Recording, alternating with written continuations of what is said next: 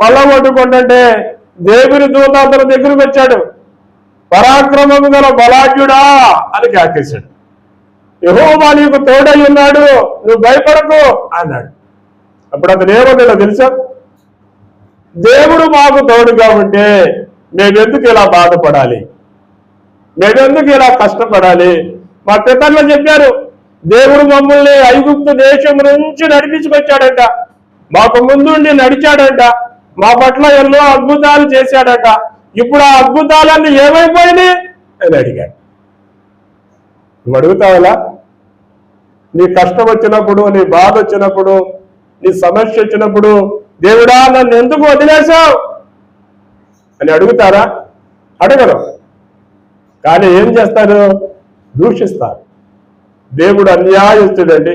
ఇంతకాలం ఆయనకు పూజలు చేస్తే, ఇంతకాలం ఆయనకు ప్రార్థన చేస్తే, ఇంతకాలం ఆయనకు మొరపెడితే ఆయన మమ్మల్ని వదిలేశాడు.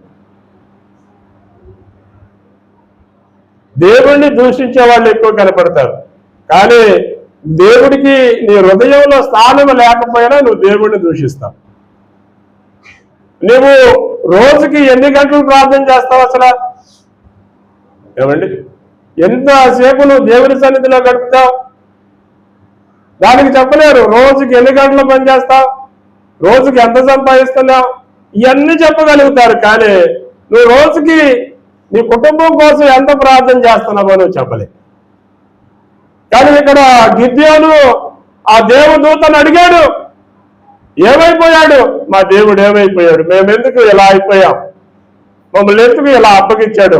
అయితే ఇప్పుడు నువ్వు లేచి వెళ్ళి వాళ్ళతో యుద్ధం చేయి, నేను నీకు తోడై ఉంటా అన్నాడు. అనగానే ఇతను నమ్మల. ఇశ్రాయేలు ప్రజలు తొందరగా నమ్మరు. వాళ్ళు దేవునికి పరీక్షలు పెడతారు. నువ్వు నిజంగా దేవుడు అయితే నేను నీకు పరీక్ష పెడతా అన్నాడు. పరీక్ష పెట్టు. ఏంటి అంటే గొర్రె చర్మం ఒకటి తీసుకొచ్చి పొలంలో వేశాడు.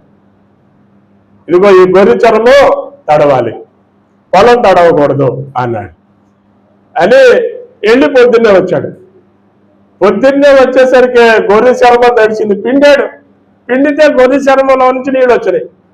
చుట్టుపక్కల పొలంలో ఒక చుక్క కూడా మంచుకోలేదు. మరలా ఇంకోసారి శోధించేదారు అడిగాడు.